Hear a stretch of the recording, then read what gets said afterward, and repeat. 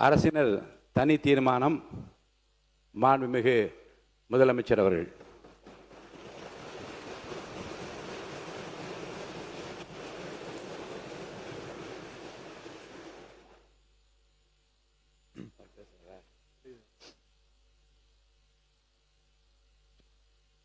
மாண்புமிகு பேரவைத் தலைவர் அவர்களே, நம்மளோட குடும்பத்தில் இருக்கிற, நம்மளோட வீட்டில் இருக்கிற நம்ம பாட்டியை, நம்ம அம்மாவை, நம்ம அக்காவை, நம்ம தங்கச்சியை பற்றின ஒரு தீர்மானம். அதை பற்றி பேசுகிறதுக்கு, அவங்களுக்காக பேசுகிறதுக்கு நம்ம மனசில் இருந்து, நம்ம இதயத்தில் இருந்து பேசுகிறேன். இதுக்கு முன்னாடி இந்த விஜய்க்கு கிடைச்ச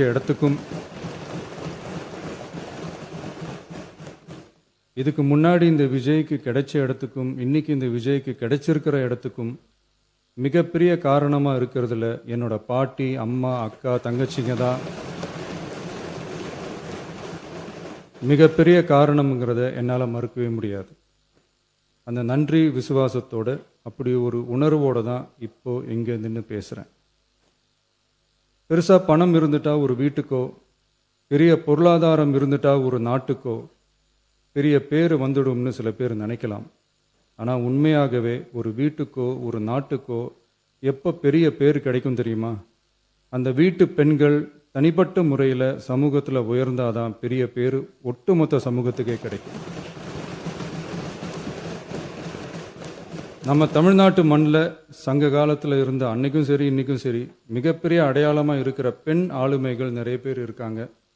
ஔவையார், காக்கை, பாடினியார்னு சங்க காலத்து ஆளுமைகள், கண்ணகி, மணிமேகலை, குண்டலகேசி, இவங்கெல்லாம் இலக்கியத்தில் நிலைச்சி நிற்கிறவங்க. ஆண்டாள், காரைக்கால் அம்மையார், இவங்கெல்லாம் ஆன்மீகத்திலையும் இலக்கியத்திலையும் உயர்ந்த இடத்துல இருக்கிறவங்க. ராணி வேலு நாச்சியார், குயிலி, அம்புஜம் அம்மாள், ருக்மணி லட்சுமிபதி அம்மாள், டாக்டர் முத்துலட்சுமி ரெட்டி அஞ்சலை அம்மாள், மக்கள் சேவகர் அஞ்சலை அம்மாள்னு நம்ம நாட்டோட விடுதலை போராட்டத்தில் கலந்துக்கிட்டவங்க. நம்ம தமிழ்நாட்டு பெண் ஆளுமைகள் நிறைய பேர் இருக்காங்க. சுதந்திர போராட்டத்தில் இருந்து சமூக நீதி போராட்டம் வரைக்கும் கலந்துக்கிட்டவங்க தான் நம்ம தமிழ்நாட்டு பெண்கள். அது மட்டுமா, கல்வி, அறிவியல், அரசியல், நீதி, நிர்வாகம், தொழில்நுட்பம்னு எல்லா டிபார்ட்மெண்ட்லேயும் இன்னைக்கு நம்ம தமிழ்நாட்டு பெண்களோட பங்களிப்பு பெருசாக இருக்குன்றத யாரும் மறுக்கவே முடியாது. அப்படிப்பட்ட நம்ம வீட்டு பெண்களுக்கு அரசியல்லையும் முன்னேற வழிவகை செய்யணும். அதுக்கு உரிய இடஒதுக்கீடு வழங்கணும். பெண்களுக்கு இடஒதுக்கீடு தர்றது ஏதோ சலுகைன்னு நினைச்சிடக்கூடாது. சமூக நீதி சார்ந்தது, அரசியல் அமைப்பு சார்ந்தது. மாண்புமிகு பேரவைத் தலைவர் அவர்களே, நம்ம நாட்டோட மக்கள் தொகையில் ஏறக்குறைய பாதி பேர் பெண்கள் தான். அதனால அனைத்து நிலைகள்லையும் பெண்களுக்கு சம அந்தஸ்து வழங்கப்படணும். அரசியலமைப்பு சட்டமும் அவங்களுக்கு சமத்துவ உரிமையை வழங்கித்தானே இருக்கு. நம்ம தமிழ்நாட்டை எடுத்துக்கிட்டாலும் ஆண்களை விட பெண்கள் தான் அதிகம். ஓட்டு சதவீதத்தில் கூட அவங்க தான் அதிகம். ஆனால் அவங்களுக்கான அரசியல் இடம்னு பார்த்தா 2021 சட்டசபையில் 12 பெண்கள் இருந்தாங்க. இப்போ இந்த 2026 சட்டசபையில் 23 பெண்கள் இருக்கிறாங்க.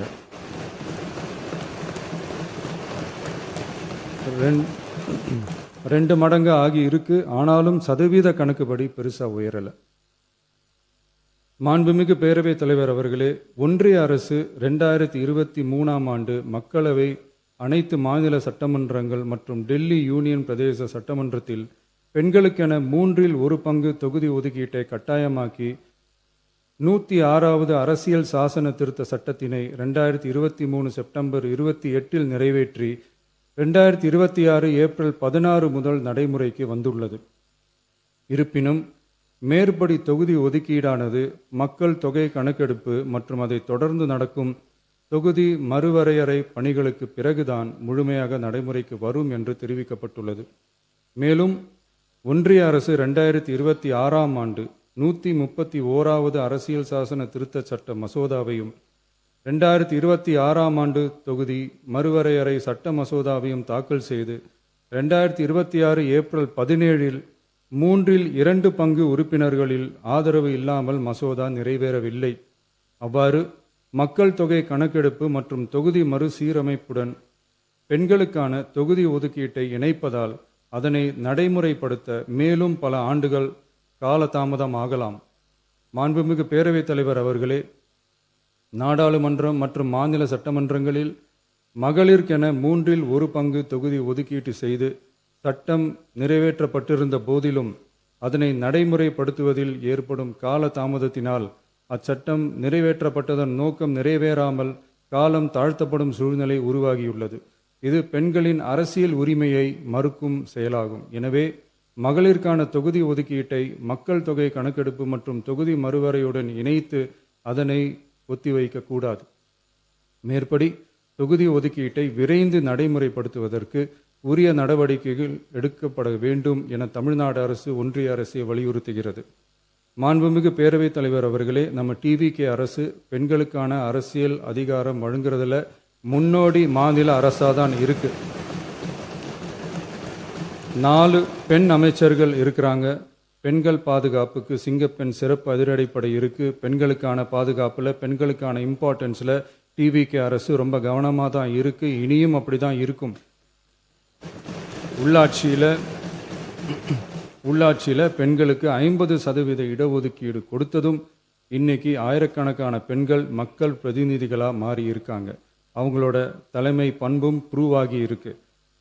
அதே மாதிரி பெண்களோட வெற்றியை சட்டமன்றத்திலையும் பார்லிமெண்ட்லையும் எக்ஸ்டெண்ட் பண்ண வேண்டிய நேரம் வந்துருச்சு. மாண்புமிகு பேரவைத் தலைவர் அவர்களே, இன்று இந்த பேரவையின் வாயிலாக பெண்களுக்கான 33% இடஒதுக்கீட்டை இனியும் தாமதிக்காமல் நடைமுறைப்படுத்த வேண்டும் என்று ஒன்றிய அரசை வலியுறுத்துகிறோம். இது பெண்களுக்கான சலுகை இல்லை, இது அவர்களுடைய ஜனநாயக உரிமை. இது ஒருவருக்கான வெற்றி அல்ல, இது இந்திய ஜனநாயகத்தின் வெற்றி. ஒரு பெண் அதிகாரம் பெறும்போது ஒரு குடும்பம் உயர்கிறது. ஆயிரக்கணக்கான பெண்கள் அதிகாரம் பெறும்போது ஒரு நாடே உயர்கிறது. மக்கள் தொகை கணக்கெடுப்பு மற்றும் தொகுதி மறுசீரமைப்புடன் பெண்களுக்கான தொகுதி ஒதுக்கீட்டை இணைப்பதால் ஏற்படும் காலதாமதத்தின் காரணமாக பெண்களுக்கான தொகுதி ஒதுக்கீட்டை ஒத்திவைக்க கூடாது என்றும் அதை விரைவாக அமல்படுத்த தகுந்த அரசியலமைப்பு மற்றும் சட்டப்பூர்வ நடவடிக்கைகள் எடுக்கப்பட வேண்டும் என்றும் தமிழ்நாடு அரசு ஒன்றிய அரசை வலியுறுத்துகிறது.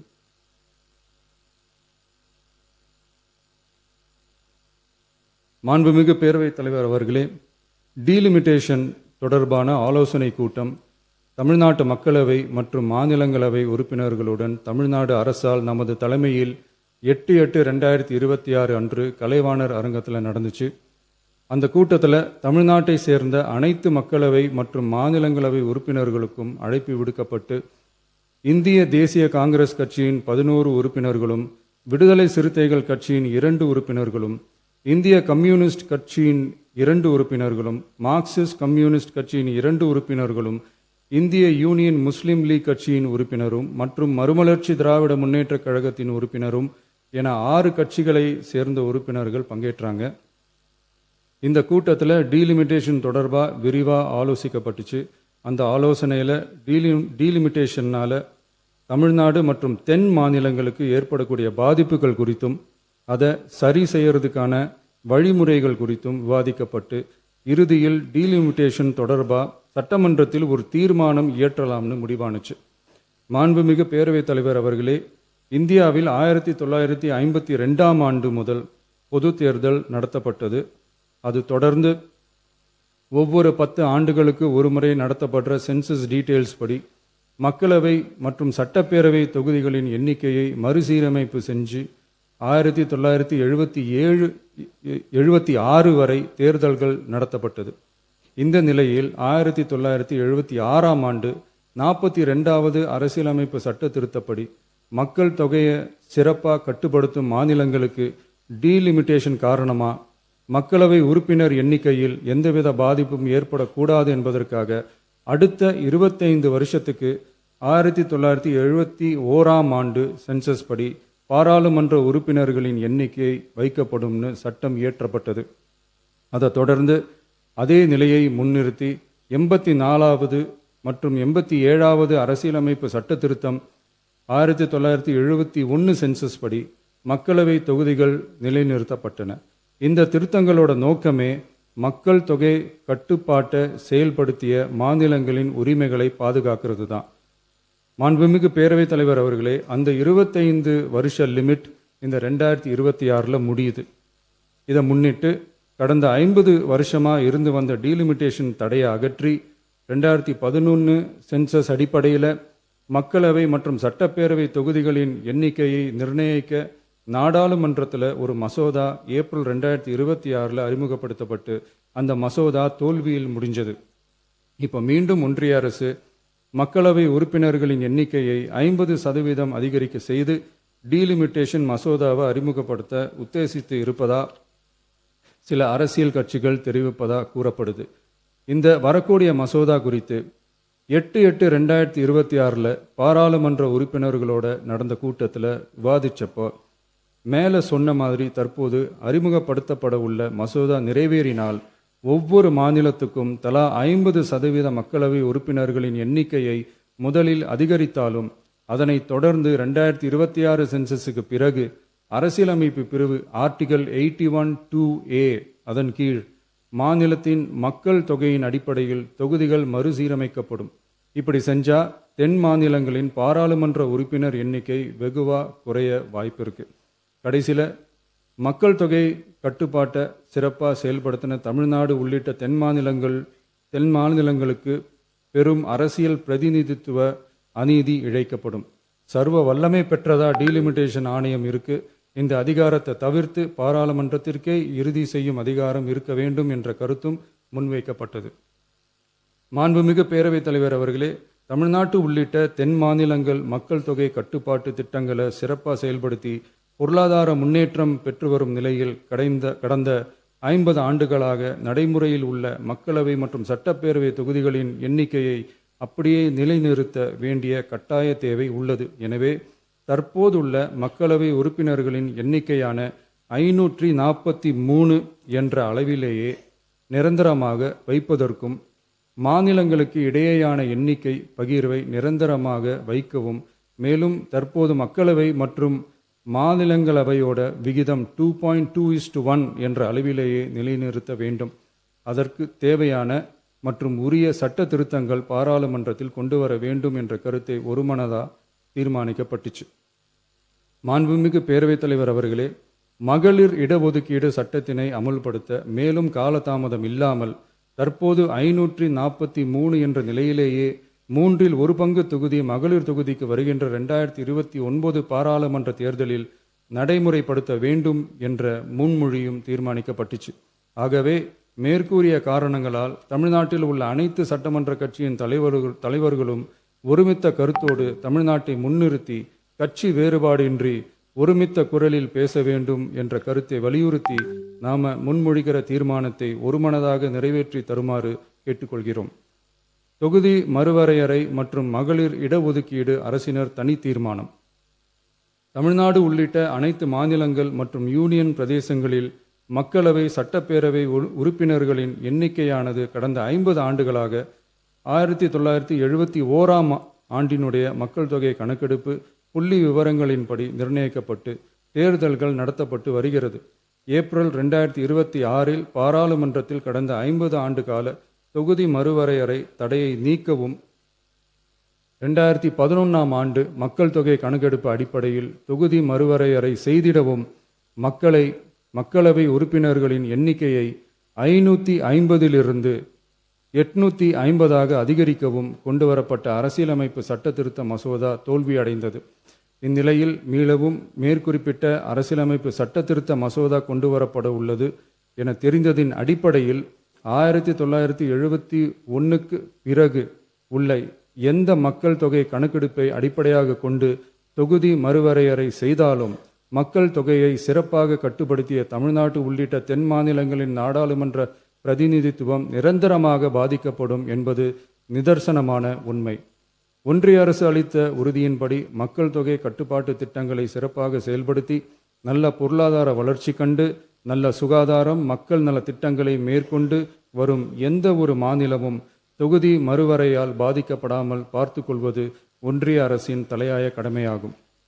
எனவே தற்போதுள்ள மக்களவை உறுப்பினர்களின் எண்ணிக்கையான 543 என்ற அளவிலேயே நிரந்தரமாக வைப்பதற்கும் மாநிலங்களுக்கு இடையேயான எண்ணிக்கை பகிர்வை நிரந்தரமாக வைக்கவும், மேலும் தற்போது மக்களவை மற்றும் மாநிலங்கள் அவையினுடைய விகிதம் 2.2:1 என்ற அளவிலேயே நிலைநிறுத்த வேண்டும் என்றும், அதே வேளையில் பெண்களுக்கான 33% இடஒதுக்கீட்டை காலதாமதமின்றி தற்போது 543 தொகுதிகளின் அடிப்படையிலேயே 2029ஆம் ஆண்டு மக்களவைத் தேர்தலில் நடைமுறைப்படுத்த வேண்டும் என்றும் ஒன்றிய அரசை வலியுறுத்தி தமிழ்நாடு சட்டமன்ற பேரவை கீழ்க்கண்ட தீர்மானங்களை ஒருமனதாக நிறைவேற்றுகிறது. 1.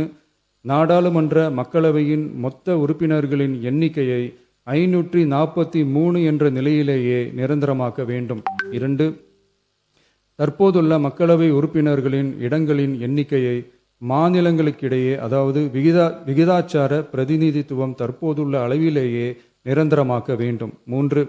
வரவிருக்கும் மக்களவை பொது தேர்தலிலும் அதன் பிறகு சட்டமன்ற பொது தேர்தல்களிலும் 1/3 தொகுதி ஒதுக்கீட்டு பலனை பெண்கள் பெறுவதை உறுதி செய்ய வேண்டும் என ஒன்றிய அரசை தமிழ்நாடு சட்டமன்ற பேரவை ஒருமனதாக வலியுறுத்துகிறது.